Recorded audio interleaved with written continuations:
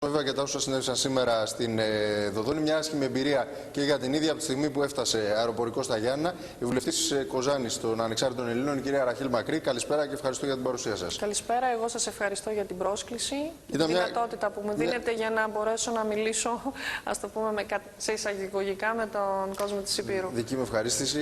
Ήταν μια κακή εμπειρία, μια άσχημη εμπειρία. Από τη στιγμή που φτάσατε στα Γιάννα, πήγατε. Ήταν ούτως ή άλλως ο κύριος σκοπός αυτής της επίσκεψης, διήμερης περιοδίας που πραγματοποιείται σήμερα και αύριο, να πάτε στη Δοδόνη.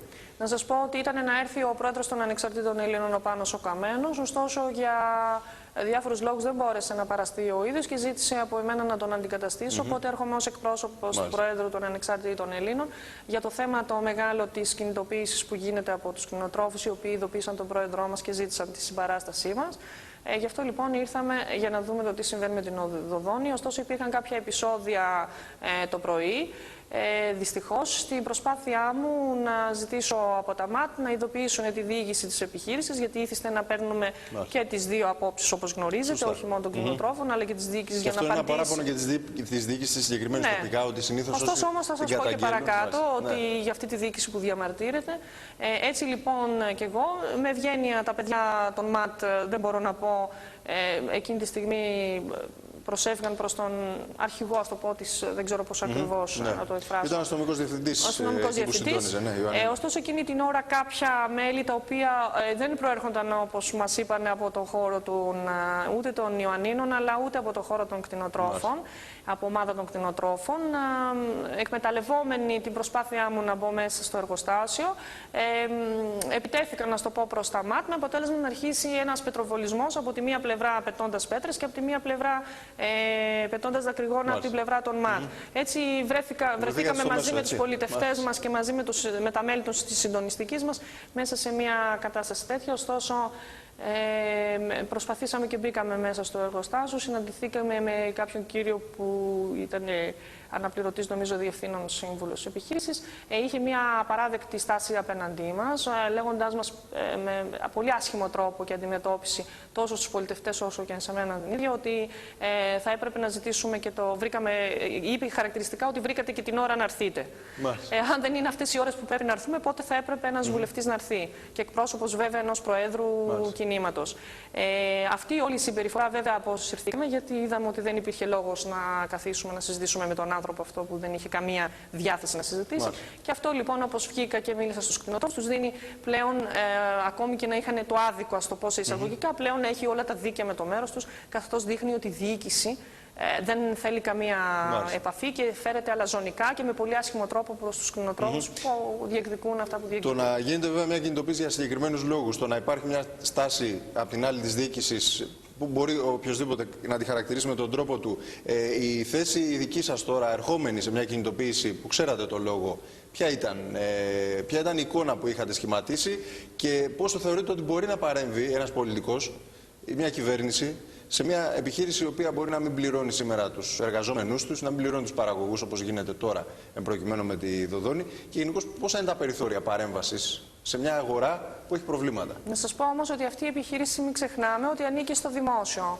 Επομένως λοιπόν υπήρχε κάποια μεθόδευση για να μπορέσουν να την περάσουν στα χέρια ιδιωτικών συμφερόντων. Αυτό το είχαν καταγγείλει και οι ανεξάρτητοι Έλληνες και βέβαια ερχόμαστε δυστυχώς για μία ακόμη φορά να επιβεβαιωθούμε σε όσα είχαμε καταγγείλει.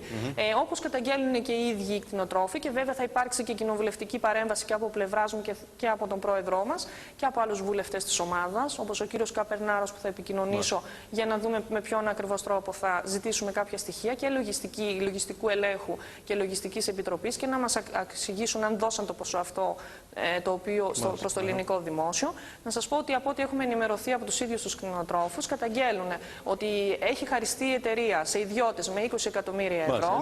Δεν ξέρουμε αν έχει δοθεί το τίμημα. Άρα και ήταν κερδοφόρα η εταιρεία. Εσείς θα κάνετε την προσπάθεια του ελέγχου, ας το πούμε έτσι, σε κοινοβουλευτικό επίπεδο. Εμείς θα ζητήσουμε την παρέμβαση του εισαγγελέα για το θέμα.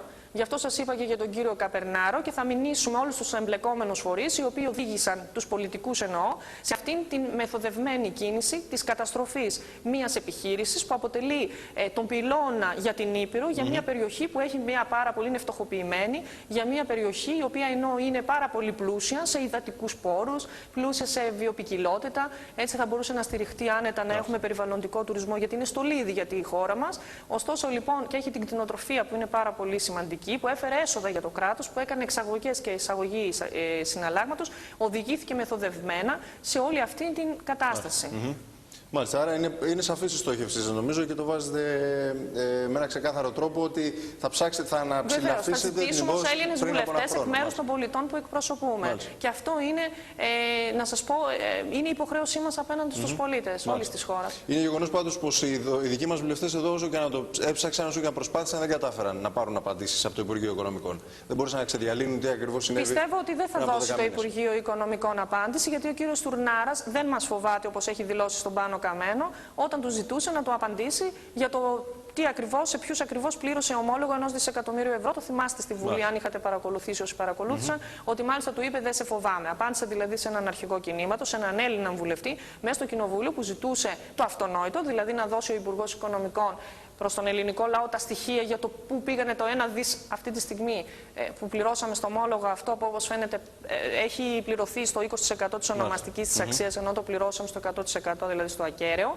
1 δις είναι πάρα πολύ μεγάλο το ποσό όταν διώχνεις κόσμο προς την ανεργία, επικαλούμενος ότι δεν έχεις χρήματα για τη χώρα. Επομένως, λοιπόν, η απάντηση του κυρίου είναι ότι δηλαδή απαξιούν, ας πούμε, προς Έλληνες βουλευτές. Ωστόσο, όμως, υπάρχει δικαιοσύνη, της οποίας της έχουμε απόλυτη εμπιστοσύνη. Εμείς ως Έλληνες βουλευτές θα κάνουμε ό,τι περνάει από το χέρι μας, προκειμένου να βρεθεί η αλήθεια. Μάλιστα, μιας και αναφερθήκατε στο Κοινοβούλιο, να έρθουμε λίγο στην κεντρική πολιτική σκηνή και να έρθουμε ακριβώς στις εντάσεις του Κοινοβουλίου. Θα σας χαρακτήριζα γενικώς μια εκρηκτική παρουσία. Γενικώς προκαλείται εκρήξεις προσωπικές, αλλά και εκρήξεις από την απέναντι πλευρά τους πολιτικούς σας αντιπάλους.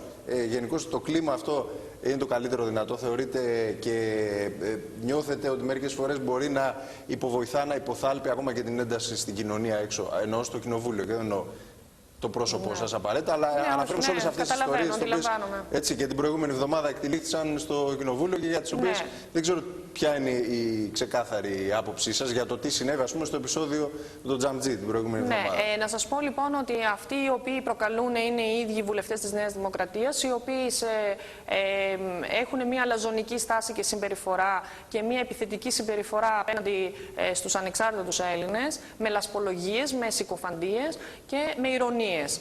Νομίζω ότι ως άνθρωπος και ως Έλληνας βουλευτής δεν ανέχομαι από κανέναν άλλον ως προσωπικότητα ούτε να με συκοφαντούν, ούτε να πετούν λάσπες, ούτε να με υβρίζουν.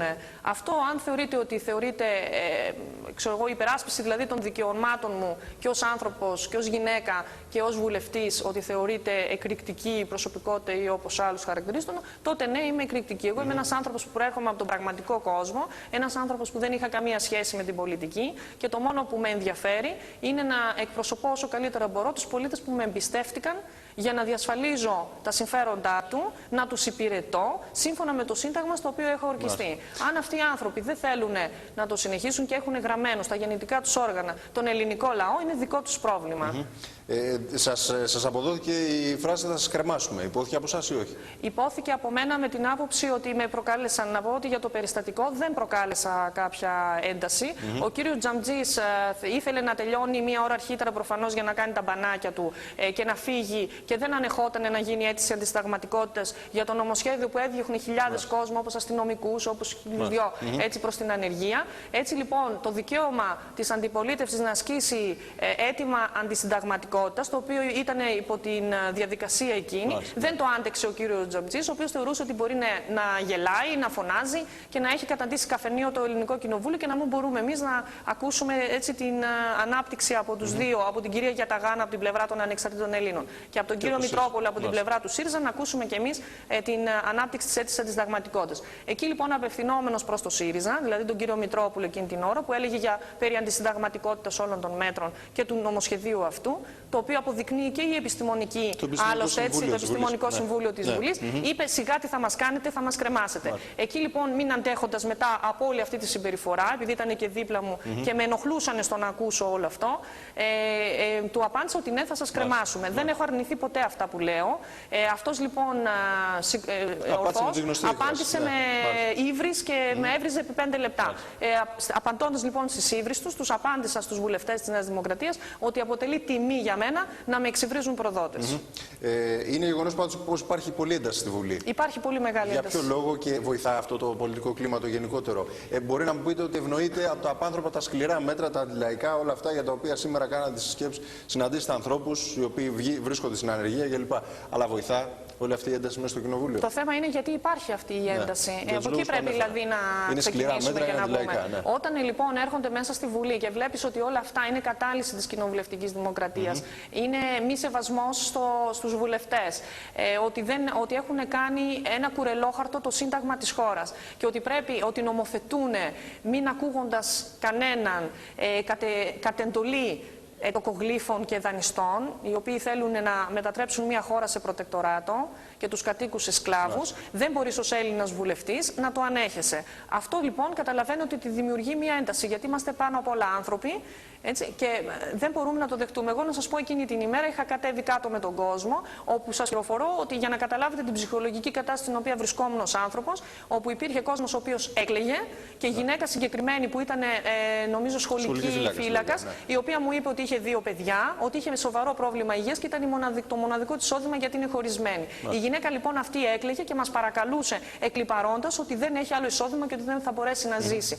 Όταν λοιπόν ανέβηκα και έβλεπα τους ανθρώπους αυτούς να ειρωνεύονται, να είναι αλαζόνες και να φέρονται με αυτόν τον τρόπο, ψηφίζοντας πράγματα μη συνειδητοποιούμενοι το τι συμβαίνει έξω, έχοντας εξασφαλίσει ένα εισόδημα που μπορεί να, μη καταλαβαίνοντας τον Έλληνα πολίτη που έχει ανάγκη έστω και αυτά τα 400 ευρώ, καταλαβαίνετε ως Έλληνας βουλευτής πώς μπορεί να ένιωθε οποιοδήποτε στη θέση μου και φέρνω τον κάθε πολίτη να έρθει στη θέση μου και να δει πώς είναι. Πλέον από σήμερα νομίζω και μόνο με προεδρικά διατάγματα θα γίνονται απολύσεις, όπως αποφασίστηκε από 2 υπουργούς. Συναντήσετε κόσμο που βρίσκεται στη διαθεσιμότητα σήμερα εδώ και θα συνεχίσετε αύριο επισκέψεις με άλλο περιεχόμενο. Ποια είναι τα συμπεράσματα τα οποία βγαίνουν τώρα για την προσπάθεια όχι την προσπάθεια, τα μέτρα που ελήφθησαν και τώρα μια προσπάθεια την οποία υποτίθεται ότι καταβάλει, αυτό προβάλλει τουλάχιστον επικοινωνιακά προς τα έξω κυβέρνηση, λέγοντας ότι δεν θα πάμε σε άλλες οριζόντιες απολύσεις, σε διαθεσιμότητες, θα γίνει μια αξιολόγηση του δημοσίου όπως έπρεπε να γίνει και πριν και μπορεί να βγει κόσμος έτσι. Αυτό είναι το παραμύθι της χαλιμάς, το οποίο έχουν ρίξει σαν τυράκι στον κόσμο και στρέφουν τη μία κοινωνική ομάδα ενάντια στην άλλη και μάλιστα δεν τους βγαίνει, γιατί να σας πω ότι μετά από τη Δοδόνη επισκέφτηκα και μίλησα με καθηγητές απολυμμένους πια από τα ΕΠΑΛ.